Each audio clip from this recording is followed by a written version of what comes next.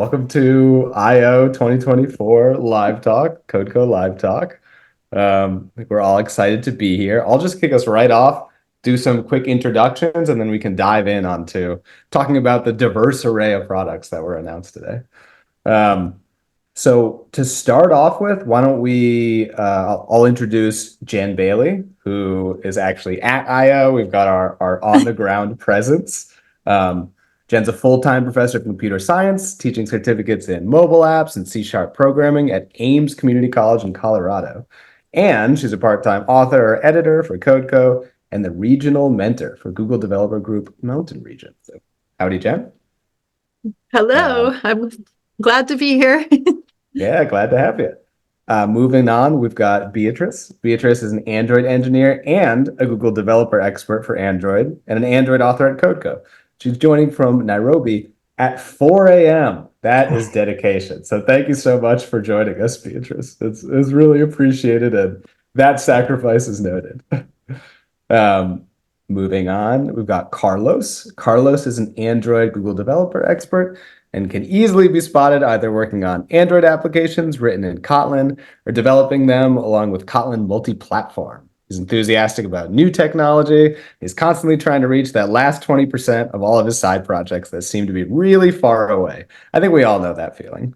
He loves to share his knowledge with others by giving talks, teaching, writing, or along with a cold beer in the nearest pub. That's a talk I'd like to go to. And he's joining from Portugal, and it's 2 a.m. So thank you, Carlos. Your sacrifice is also noted. Thank you. Hello, everyone. Moving on, we've got Evana. I'm so sorry if I mispronounce any names. Evana, all right, perfect.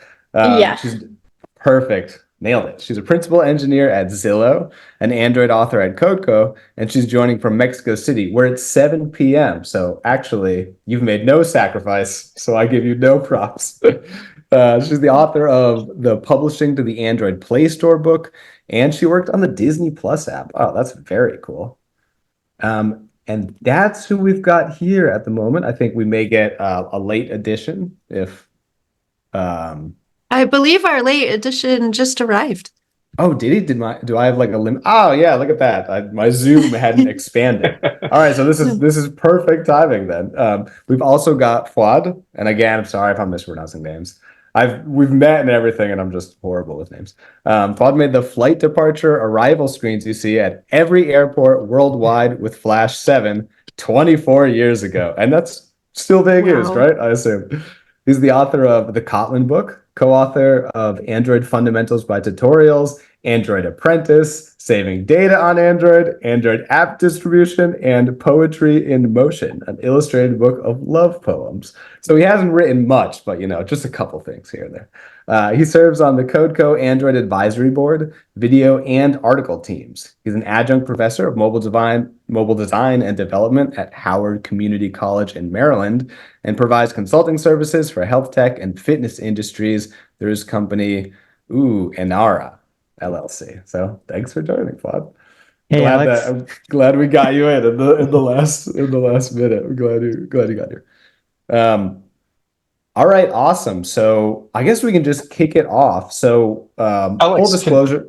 Do you mind if I quickly introduce myself? I never gave you my introduction. I'm so sorry. Yeah, I'm sorry. No worries. Brian Moakley, I'm the Kodeco Andrew technical manager. I've been working with Kodeco for 10 years, started working with Ray back in the day, and just keep on keeping on. So awesome. That's it. Thank you. Yeah, no, thank you so much. And Brian is the one making sure that everything doesn't crash and burn, which it would if I was doing any of that stuff. So big props. All right, cool. So then jumping into Google I/O. So full disclosure, we've seen the keynote and then the developer keynote. That's the stuff that most of us have access to. Jenn, you on the ground, have you had more talks, or are those still coming in the days to come? There were some after the keynote, so I caught the first part of one, but then to beat traffic and to get internet, I snuck back because it's amazing. There's a lot of ride share traffic after the keynote because it's really big. But they did a couple introductory talks. So they had introduction to AI, introduction to what's new in web, what's new in Android. So they have different tracks, and we all want to go to more than one talk at the same time. So that's one of the difficulties. It's so nice they stream them later because they have them concurrently running. that makes perfect sense. Intro to AI, that's interesting. That's like a unique topic. I didn't hear much about AI in the other pieces. So Jenn, you're there in person. Is anyone else there in person, or is everyone else watching remotely? Hands up if you're there in person. Just yet. Awesome. Well, that makes sense. Yeah, I'm also watching remotely. So I do like being able to like YouTube 2x it or 1x it or, things along those lines to get through some of the marketing speak. Or to repeat some of it too, because when I'm in the crowd and distracted, I'm trying to take notes, and I'm so glad they stream it because it goes by so quick in person. Yeah, absolutely. Absolutely. So I'd love to hear people's thoughts on the keynote. Like, what stuff did you expect that happened? What stuff that you didn't expect? Were there any surprises? Anything that seemed super cool? Or let me open the floor for it for anyone who has some interesting thoughts or thoughts. They don't even. I'm surprised there was like zero mention of AI anywhere. I know. Yeah, not a lot of AI. You would have thought. Yeah, not a lot of AI. It was like 121, right? That they were able to spot. Okay. Yeah. And I think that if you combined AI and then Gemini, then you've covered about 50% of the words spoken. Yes, clearly lots of AI stuff. Any like usages or anything like that popped out to folks? What did y'all think about, the new Gemini models and all that jazz? I was laughing to myself with the glasses because a lot of times I lose my glasses and I'm wearing them and so forth. And then I pictured myself walking around the room looking through my camera. And, so that I find both useful and kind of funny that, now I'm walking around staring at my phone screen and I wonder why I can't find things that are right in front of me. But at least my phone can find them for me now. Yeah, there you go. Unless if you're like me that sometimes put the glasses inside of on top of your head and you need to take a selfie to see if they're over there. You should probably start in selfie mode, rotate around, and then flip to the front camera. That's good advice right there. Yeah. So one mixed message I got, like Jenn mentioned the glasses, and they showed the glasses, and they looked like they were like some kind of Google glasses. And they still have Google Glasses type like VR, AR, MR stuff listed on their website. But like at the same time, there's news press saying that they've discontinued that. So like what's going on? And they're showing it in the keynote. So is that like a hint or is it like just misdirection? Yeah, it did kind of look like Google Lens, right? From like way back in the day. Yeah. The people in the crowd were asking that too, so I didn't hear any rumors, but that was definitely a question that I heard earlier today. Maybe it was just glasses with like a camera taped on. Sorry. No worries. Yeah, what I liked was the coding tools. I never got to use Android Studio, but my company tested Copilot, and Podium is the other one. So I'm excited to compare now how it works with the Gemini models. I think it's very useful for things that you often like forget when you're coding, and to remember those things, AI is really useful. Yeah, sorry, I think I interrupted someone. No, go. Oh, okay, sorry. I was just going to say that I've been using Gemini on Android Studio Canary release that already exists for some time. And one thing that I truly like with Gemini on it is for the stack traces. When you have got a stack trace, you also have the option to ask Gemini, and it works pretty well to identify what's the problem that led to that stack trace. That's really cool. Otherwise, it's like I still have the feeling that okay, we're still in the beginning, and if you try to ask something complex, it's still not there. But for the stack traces and simple things, it's pretty great to have everything on your IDE. Yeah, that's very cool. That's good. I mean, it makes at least finding issues on Android easier. The other thing that I like, but I find this one a bit interesting, is the Circle search and the Gemini model on the Google search. Yes, the Circle search makes my life easy. I mean, like shopping for shoes, I can do it faster. But I find it interesting when we come to learning, when it could be like maths for students.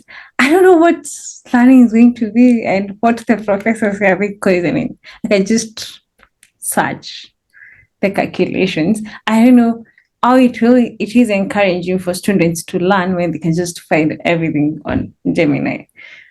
That's the challenge I could see, but I don't know what the professors will think. Yeah, I had the same reaction when they went through the example of, oh, and you know, my son's homework and he could just circle this part. My first thought was like, if I had this as a kid, I would have learned 0. I would have done exactly 0 work and learned. Oh gosh. Yeah. But that, I mean, that's like a good thing. Interrupt, Alex. Jen, we missed you there. Can you repeat that? Yeah. No, you broke up. Could you repeat what you just said? Oh, who, me? Yeah. Yeah. Oh, yeah. I'm sorry to interrupt you, Alex, but yeah, in education, I really worry about that. And also, like, now I feel like in the last few years, I've moved from someone who wrote my own content to someone who now procures content. And it's because there's just so much. And I'm using it to help me make lessons. So, I mean, all the computer science curriculum is available in ChatGPT and stuff. So I can ask for examples and then for it to elaborate. And I'm glad students have that. But I'm from the days where I was having to write it off of a whiteboard and see the same lecture more than once to get it all written down. And it seems like just so different than the way learning used to be. Yeah, absolutely. It is interesting because it's definitely like a helpful tool when you want to learn the subject matter. I think it's going to be interesting for like us as a species to explore what it means for people who are maybe less enthusiastic and just kind of have to go through the motions. But yeah, I thought that was really interesting. Did you all catch the "this is likely a scam" phone call demo? I thought that was very cool. What was y'all's thoughts? But at the same time, it's a bit. I'm going with weird here that your phone is listening to your own conversations and capable to understand what's happening beneath it. So it was really cool. It has a lot of potential, but at the same time, it can be a bit tricky to convince someone that you've got an application running that's listening to everything that you and the other person said and can give you tips of what's happening. So was that an example of on-device AI or cloud AI? Because if it's on cloud, then that is kind of like weird. But if it's on device, maybe it's not so bad. They said that it was on device. Everything there never left the device. But one thing is what they said. Another thing is what people will think that will happen. Okay, so my point is, me as a developer trusts Google and believes it's on phone, but it's going to be something that it's difficult to convince other people that everything is there inside and there is nothing that goes off somewhere. Yeah, I think the problem with this is like sometimes like there was the assumption that everything is going to work and there's no hallucinations. So like if you factor in like a 20% hallucination rate in AI, or at least that's my own personal thing. Like I was like doing some research and they're like, I asked them, about a percentage, and they gave me like, oh, how many people use this framework, and it was like, oh, 40%. And I'm like, well, what's your source? And it gave me the source. I went to the source, and it was 12%. I was like, this is 12%, and the model is like, oh yes, I guess you're right. So if you did like an agent, like, which I thought was actually really cool to have an agent work on your behalf, like if it starts hallucinating, and what work is it going to actually do? It's really cool in theory. I'm curious to see how it would work in practice. Yeah, So have any of you like compared like any of these AI models from like Gemini and the other ones from Google to like other ones that are out there, like as far as like how well they work, you know, how good your results are on, whereas generative AI or, you know, anything like ChatGPT, like whatever, like what's your results been like? I was just going to say that I've been trying ChatGPT, Gemini for basic understanding where they are in terms of programming. And the thing that I've noticed is ChatGPT is still a bit ahead of Gemini. Even if we consider the one on Android Studio, ChatGPT is capable to give you a more correct answer.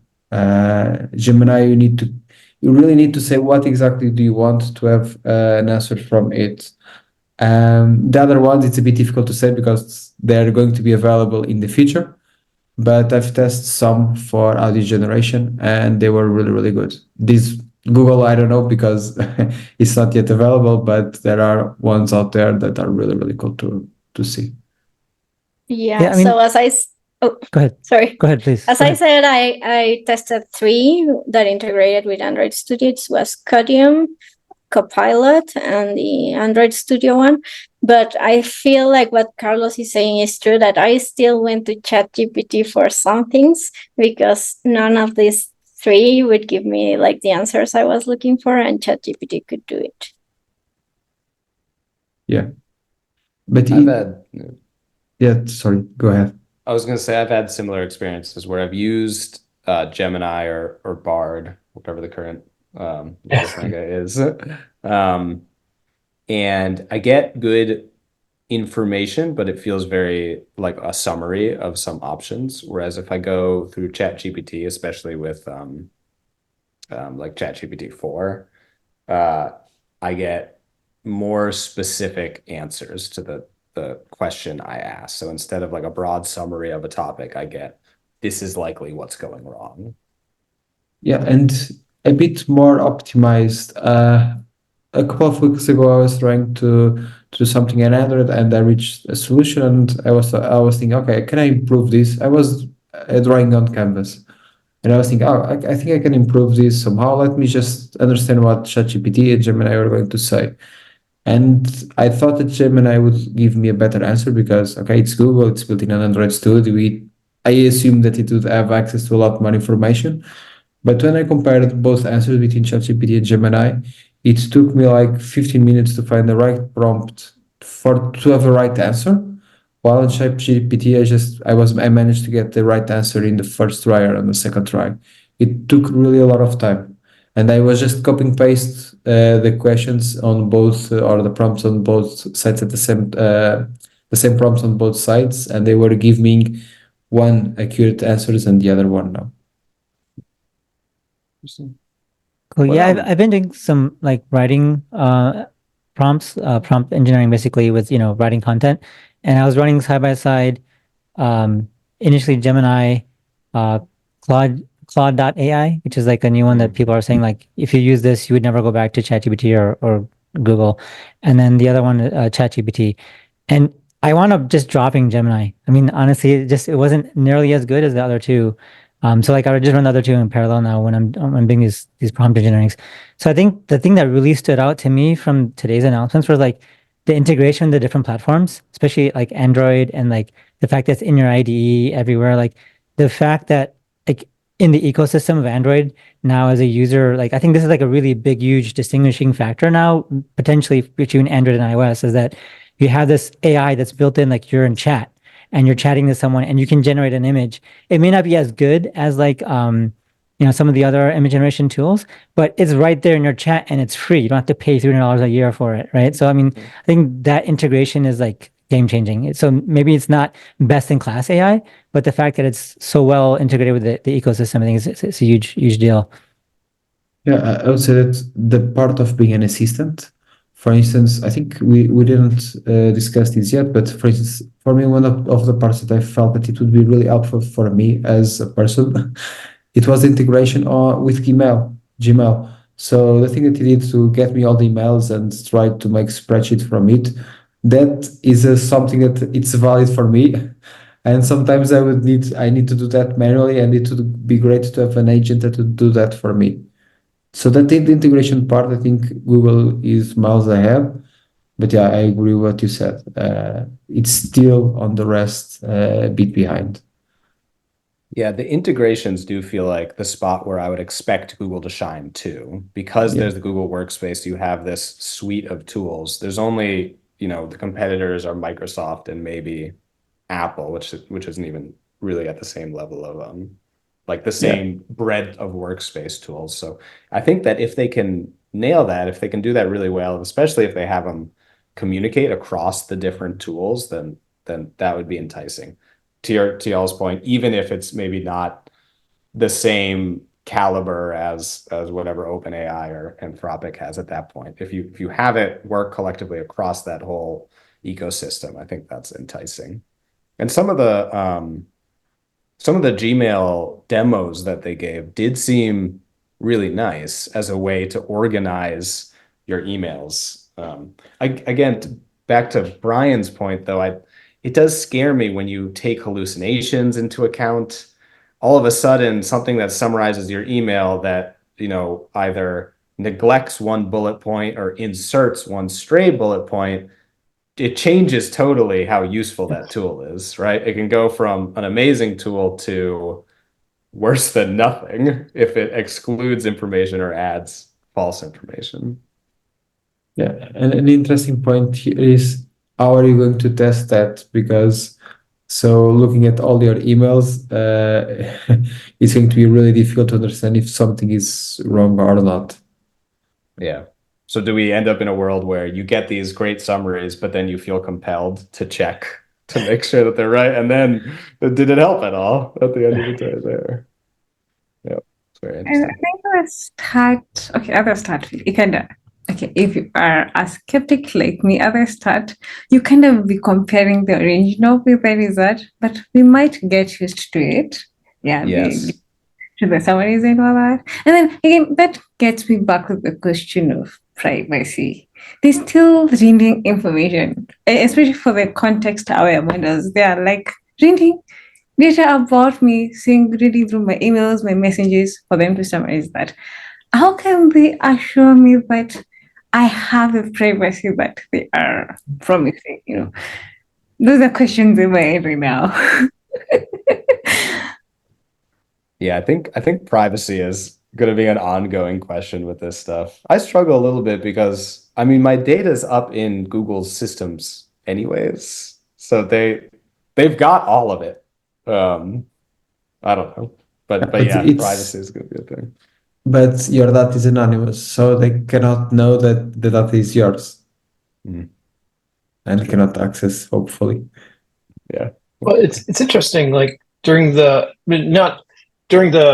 Trump trial that's going on, there was the jurors, and people were able to, they would give information about the juror, would say, I work, over here, I work in this place, and people were able to pinpoint the jurors just by that anonymized data. So you have to wonder, like, it was pretty easy for them. When we have all our data out there, it's like, oh, it's anonymous, they're doing the wink wink.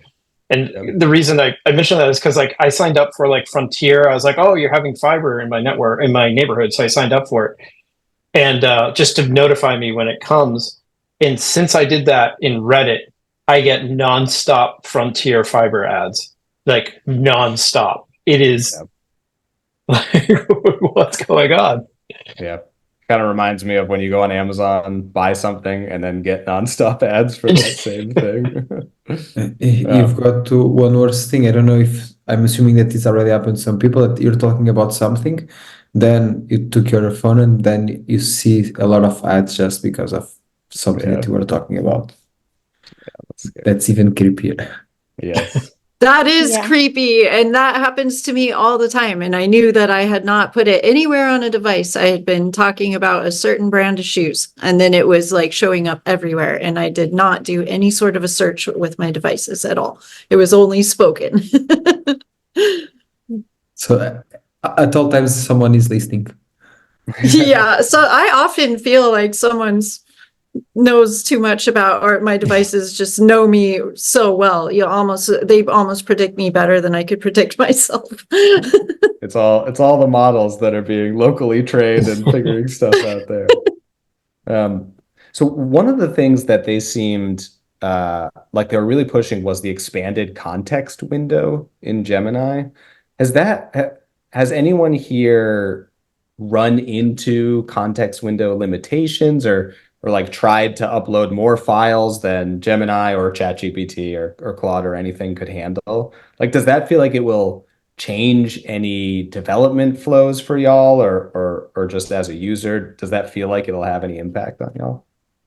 I feel that if the tool already, you know how to write your prompts, and the tool has that context, that's more than enough. They showed something that you were uploading your thesis and that you put your videos in there and your PDFs.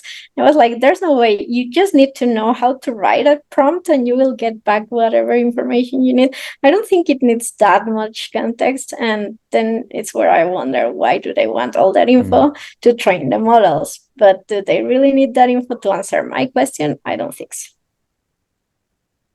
I think imagine that you're doing some research and you've got a lot of papers and a lot of information to be understood. I think on those type of scenarios, it makes a lot of sense. For instance, they mentioned there was an announcement they were going on biology level, that they were going to be able to analyze the molecules or something like that. So they're dealing with a lot of information. So perhaps dealing with all of this information on research, they would need to have the 2 millions that they mentioned. Perhaps not on the basic scenarios for us, but on things more scientific and advanced. Yeah, I think for like paid, throughputs, especially like in enterprise level and the scientific research, it does make a difference. I thought that what they mentioned about like being able to predict every single molecular interaction, like that's huge. Like coming from the biotech background, like that's like when they mapped the human genome, like that's such a huge advancement, like in human medicine and like health, like this is, I think it's a really huge deal. So I mean, having models that can handle that, I think is pretty good. I hope they're like accurate. Hallucinations. I imagine also from a development standpoint, the bigger the context window, the more code can fit in there. And so if you want to have AI that knows your entire repo of code and can confidently say, oh, you have 2 controllers that aren't using this new pattern, things along those lines. Maybe you need the bigger context window for that versus if you're just kind of doing one-off questions about general programming. So I wonder if it will unlock more specific answers about your code and your organization's code. And if the suggestion that it's going to make will improve your code base or not. Or make it worse. Yes. Yes.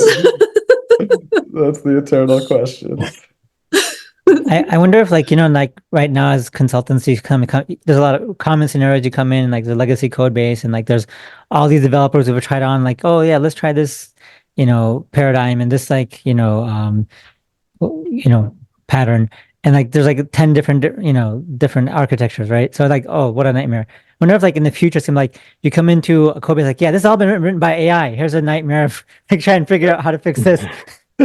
I bet so. It's like low code, but now AI code, where you end up in this monstrosity like on spit out. That's something that actually they had that demo. This is kind of like pivoting over to the developer productivity piece in the developer keynote, but they had that demo where they uploaded an image into Android Studio and it generated all of this compose code. I was blown away by that, and then had a moment where I was like, how much AI code am I going to be maintaining? And are they good at using keys and making sure re-renders don't happen? Like, oh no. Well, I worked at a marketing company years ago, and this one developer, he didn't understand tables. So he had one table, and he had just all his data in one table. So like for an entire website. So he just labeled each field. It was like row one, it was just like, is this Column mess? one, column two. Yeah. And if he trained an AI on his code, like God Or forbid. maybe the AI would come in and be like, let's make some changes. Maybe it'll be the adult in the room. That's true. That'll keep us all honest. Yeah, the AI won't accept that code. Okay. No, you need to change it before I can accept something. Yeah. So if we're talking about the platform stuff, I was surprised, and I don't know, like they made a lot of announcements about Android Studio and Kotlin. Like, so is this the first time they've done this kind of thing, where it's like they're like giving announcements about JetBrains products and stuff, like in Google AI or I/O? I mean, it was cool, but was this like the first time that we heard about this stuff? I mean, we've Like definitely had new compose frameworks too. Like, wow.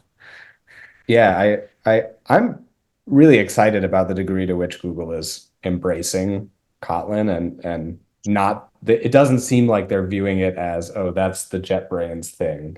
It feels like they're fully enmeshing. But I guess that, in the past when Compose was announced or when first party Kotlin was announced, we've had some of these. We've had lots of Kotlin over the last few years, which is awesome. But that was really great to hear. Yeah, and one of the fun kind of non-AI things was the embracing Kotlin multi-platform. I thought that was very cool. What are folks' thoughts there? I thought that was huge. I mean, the fact that Google is dogfooding that in their apps, like in their docs and spreadsheets, whatever, like all their these user facing huge apps that they produce. That's huge. I mean, that's huge for production. I mean, for adoption. That means that when issues come up, like if Google's doing it, just like when they were making the App Store app, they were migrating that to Compose, right? Like the fact that they're dogfooding it, just I think is really good for the platform in general. And I think there's been lots of I've heard things on both sides of the fence, like, oh yeah, KMP is ready for production. It's great. We're using it like in all these huge companies. Other side, I hear developers complaining about it, but this I think is going to be a really huge push to I think we'll see a lot more KMP adoption and the platform mature even more. Yeah, I think it's a bit like Kotlin. I remember before Google saying that it's going to be official and they're going to develop all the libraries on Kotlin. Companies were always a bit with one foot behind, saying, okay, but Google is not doing that, so let's wait, let's see how it goes. As soon as Google started to do everything with Kotlin, all the companies wanted to migrate their code base to Kotlin. And I think with multi-platform is going to be the same thing.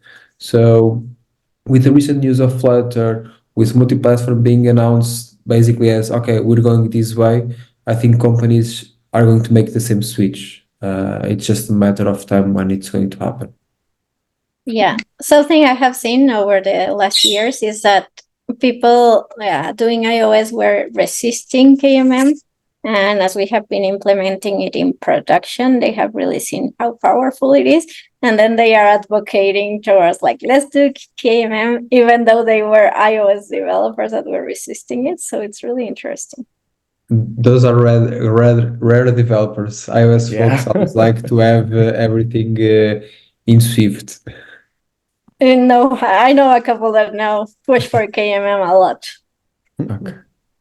Curious about iOS developers, what do they think about learning Kotlin? Because now, again, I think they have to learn a bit of Kotlin because we're sharing the business logic and maybe maintaining the UI in Swift or writing it in Compose platform. Be interesting to hear if anyone has thoughts. Maybe Evana want to know what the iOS developers think about learning Kotlin, if they're okay learning Kotlin, or they're like, we will not learn Kotlin, you just hire Kotlin developers. I think it's always important to remember that we're developers first, and we have a Substack, so many of us here are going to be Android folks, but the goal is to make a good thing, right? And so You use whatever the best tools are. And that, to be fair, is easy to say when it's like, so use my tool, because I think it's the best tool. But it's good. It's a good thing to remember for, if you're running into a Flutter code base or a React Native code base, or you need to do some web development or something to like try to keep the tribalism at bay. We're all just trying to make the best thing. I totally agree. I think we sometimes enter in this kind of competition to see which one is the best tool, framework, library to use. But in the end, there are a lot of things that are dependent. It's the project, the timeline for the project, the team that you have, the budget that you have. So you need to think about all of these things before selecting one of these tools. So I totally agree with you. Being said, Kotlin multi-platform. That being said, we should always do Kotlin multi-platform. Is it open source, Kotlin multi-platform, or is that like an open source project? I think Kotlin is fully open source, right? Yeah, Kotlin is maintained by the Kotlin Foundation, if I'm not mistaken.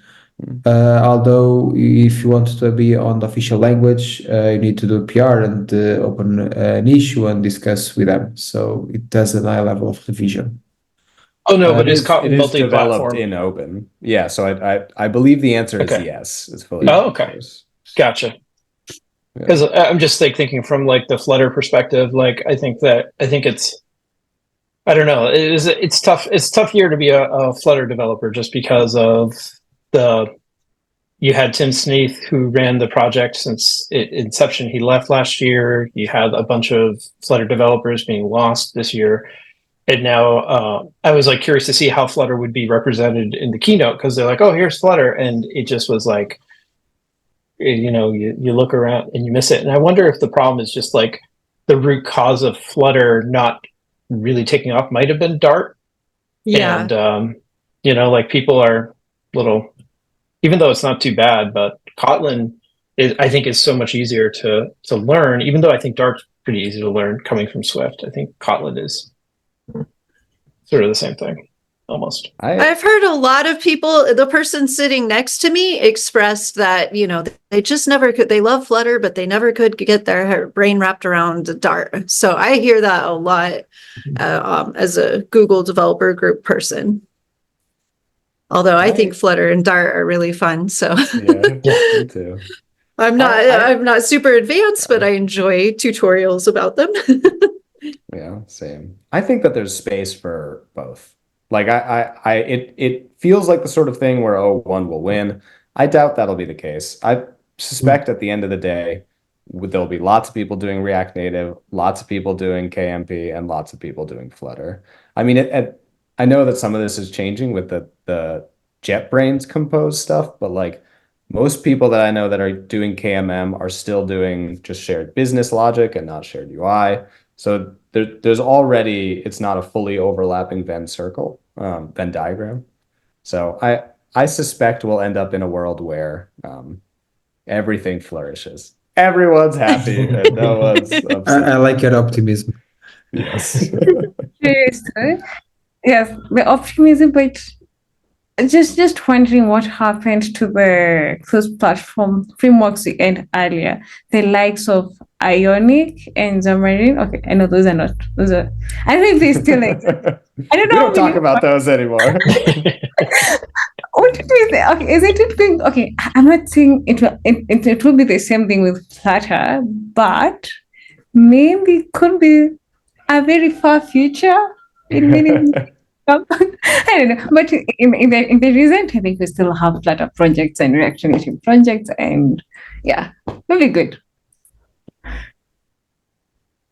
They also came out with some fun stuff about Compose. I was really happy to see shared element transitions finally in there. I know that's been like a missing piece of the puzzle. Yeah, that was amazing. That was one of the things that I think a lot of people were complaining, that trying to do that was just creating a couple of hacks, trying to overlay items, and now it is new API. It's really cool and simple. Yeah, hopefully simple. Can I ask what people thought of the virtual team worker? A little scared.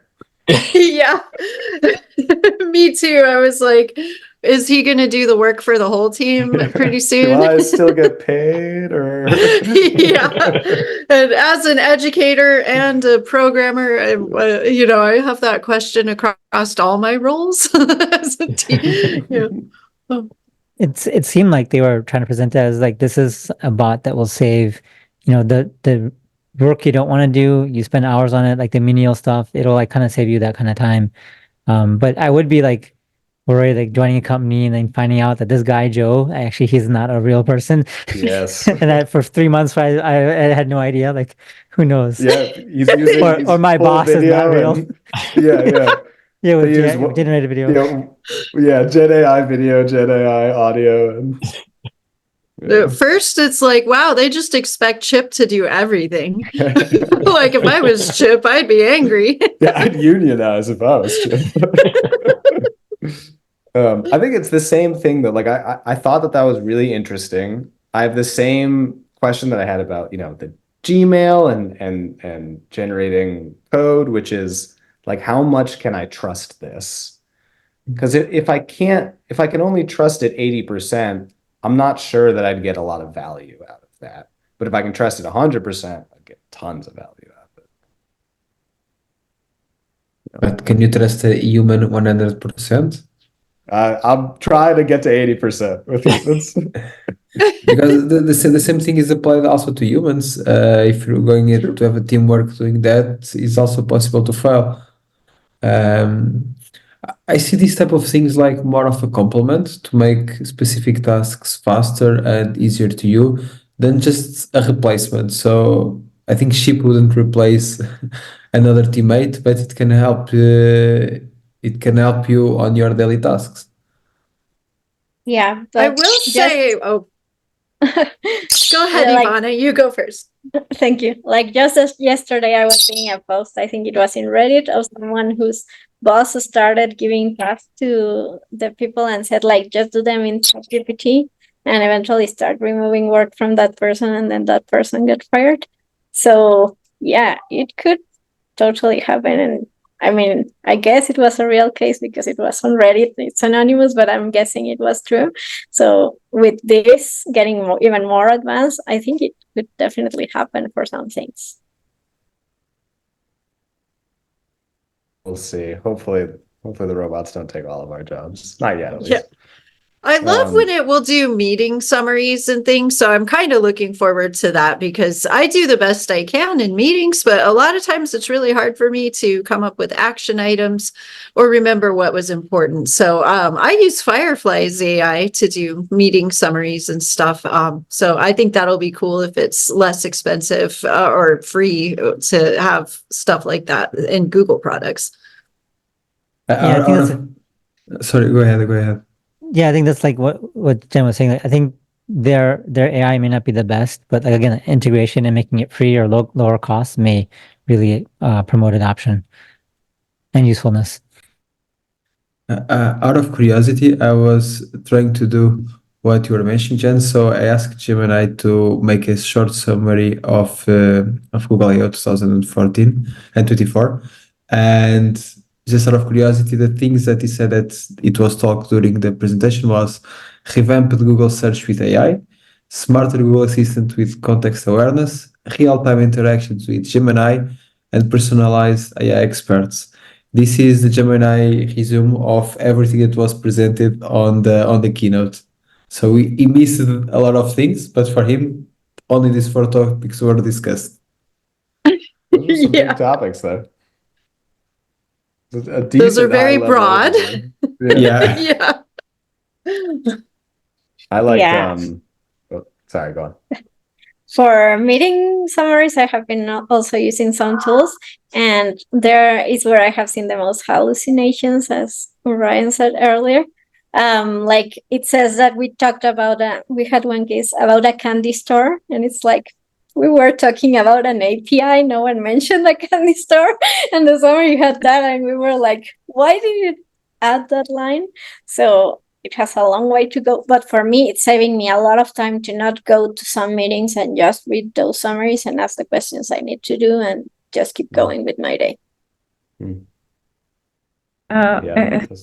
Especially the video part, the learning part.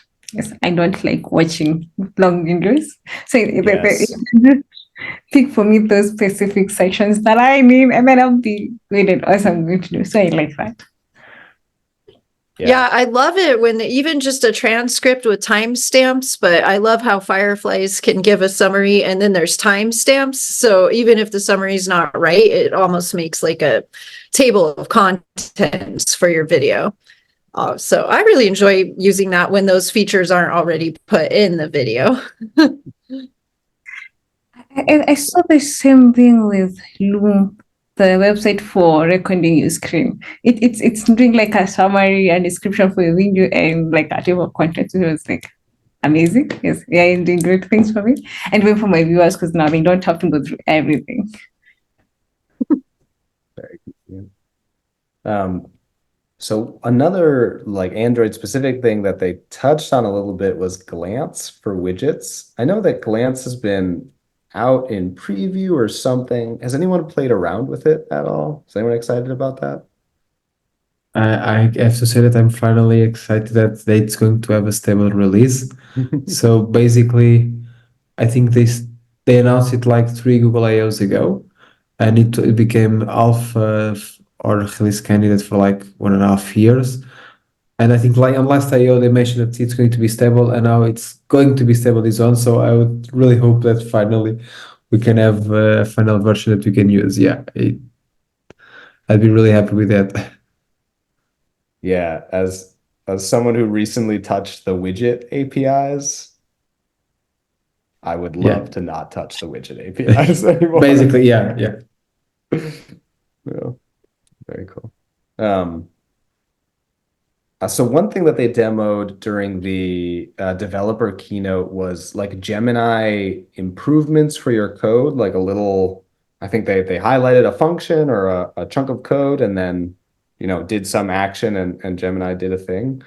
I thought it was kind of interesting that the example was taking an if-else block and turning it into a when block, because I think there's already a quick action for that, right?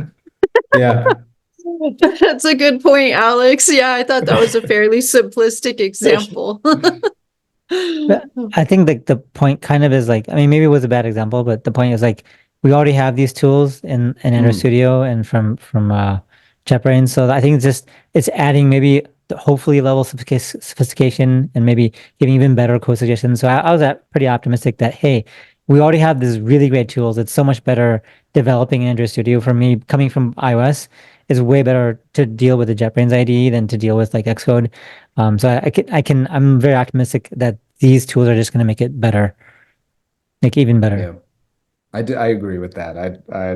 I thought that example was funny, but I thought that the UX that they had for entering text to like modify pieces of the code, I thought that was really smooth, and I'm excited to use it. Android Studio is looking just incredible these days. So I love the integration with Gemini and it's just coming together and the interface is getting simpler and more robust every year. Yeah. And lightweight, which is also good. Yes. Lightweight is key. Yeah, I also like the different integrations that they are gonna do on the simulators, because before you only had like some devices and now they said they are partnering with other companies. And I think that's super useful because you often get reported bugs for certain devices and there's no way you could get one of those. And it looks like they are expanding that, and because right now I feel like I'm only using a Pixel and that's about it. I loved that they have a resizable one now too, so that looked exciting. And there's so many sizes in the Ecosphere now because I have these big old 16-inch Samsung tablets because that's what our organization could order at the time that was in stock. So I'll get to try some of this adaptive screen size stuff with these like monster 16-inch tablets. Yeah, I thought touching on that note, the adaptive screen pieces that they talked about seemed interesting. They seemed a little scary to me Because anything that's like very dynamic and changes like that scares me a little bit. But what was y'all's thoughts on that? I mean, I will try it. Go ahead, Fuad. I mean, especially like with the bootcamp students and like teaching college students, I think like that's the first thing people stumble over is like, your layout's not adaptive. Like as soon as I switch to even a different phone screen, like it breaks, right? Or I change it to landscape portrait. I think that the adaptive stuff is really good. And I look forward to it. I think also people coming from web development and they're like used to certain types of things from like CSS and they don't have that in Compose necessarily in the same way. I think it's good to introduce more and more adaptive widgets like that. I know that there was also a push towards better tablet support in prior years. So this feels like maybe a continuation of that. And so you have navigation structures that work well on both scenarios. So yeah, it's not a bad thing. So interesting. It was again. There was some of the APIs, the Compose APIs they brought again. There's the supporting pane layout. I can't remember what it was called, but we have it in XML. And now so you see it again in Compose. I wouldn't have expected to see it, considering. So it kind of we already have the Windows size classes, and I can't remember the other one in Jennifer. But it's sometimes okay, I don't know. This is my opinion. Sometimes it feels like we're repeating things and just giving them different names. Yes. I don't know what it is, but it just feels like we already have this. We repeat. I don't know. What do people think? I think that's the story of Android development and maybe all of development. Repeating things in like a 5-year cycle. But do it a bit better. Yeah, a little bit better each time. But then you lose a little bit of something. We need to keep our jobs. So at one point we didn't have IDEs, right? So that's a big improvement. That's true. Yeah, I remember those days. My computer science professor, and we just used plain Notepad. And a lot of the PCs were kind of slow to even run a colored text editor like Context or something. And so I did my very first Java in Notepad and like compiling at the command line. It's come a long way since then. or even before there was Notepad, like you had like, remember the TRS-80s, the trash 80s we call them? It's like you enter every line on the command prompt, right? And you save that's how you would save your code. I vaguely remember, I worked on a Q Basic, and so I vaguely remember that too. And I worked at my first job had a system like that because we still had legacy software. That's the good old times. Bring it back. Speaking about IDEs, they had Project IDX that I don't know if they announced it this time or if they just followed up on it. I was a little bit confused about what I was seeing there. It looked like a VS Code thing, but almost like Replit, if anyone's seen that. Did anyone have a good understanding of what the offering was there? That's a wonderful analogy because it's kind of like embedded apps. And I think what stood out to me for that announcement is I had a speaker come to my DevFest in December and demo Project IDX, but we couldn't get access to try it ourselves. So they were saying that we can now sign up for access. And I love your Replit because there are different features to build apps in there. So that's a really good analogy. Is that something, does anyone see themselves using that for Android development? I think it was more geared towards full stack and like, other non-Android stuff necessarily. I think we have pretty robust tools already for Android. Yeah, I think they didn't focus on that. And then at some point they show like the projects you can create, and it showed Angular, Next.js, but also Flutter, but there was no mention of Android itself because I know I scanned for it and it was not there. It's probably coming, but I think Android Studio is really like strong right now to replace it with something like that. Yeah, it would be a lot of bells and whistles that you'd have to migrate over there. One thing that I noticed was when Flutter was touched upon, there were so many cheers from the audience. Oh yeah. Yeah. Yeah, the last note I have there is like people love Flutter, and I could feel the pent up energy for it. There was a lot of energy. People love Flutter and those cute little stuffed animals that I haven't gotten one yet, but I think we'd be sad to see Flutter go. There's a lot of support in the developer community for it. Yeah, absolutely. I love it. I know lots of other people love it, so I'm confident it'll stick around and become even greater as time It goes on. seems there's more Flutter jobs out there than even like native jobs. So I don't know. It seems like there's a lot of market demand at least for it. Good, guys. Building Flutter apps is faster, maybe faster. I've not worked on Flutter apps.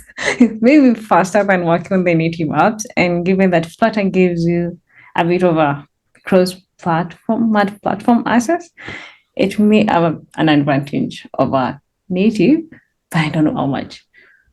But now native with Compose multi-platform allows you to do the same thing.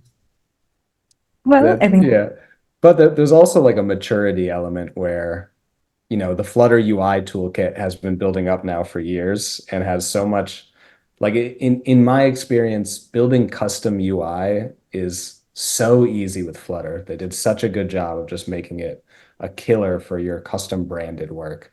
And Compose is definitely a lot closer to that than XML was, for sure. But yeah, I feel like I'm spending a lot of time defending Flutter here as somebody whose primary job is a native Android developer. Do you want to admit something? Do you want to tell something to everyone in the live stream? Yeah, this is actually me selling Flutter things to everyone. I got plushies in my spare room that I gotta get rid of. So please don't abandon Flutter. I need to get rid of the plushies. Oh, they're so cute. The Flutter logo and everything, the branding for Flutter is really adorable. Oh, and Firebase got a new logo. I was going to say exactly that. Yeah, I missed that.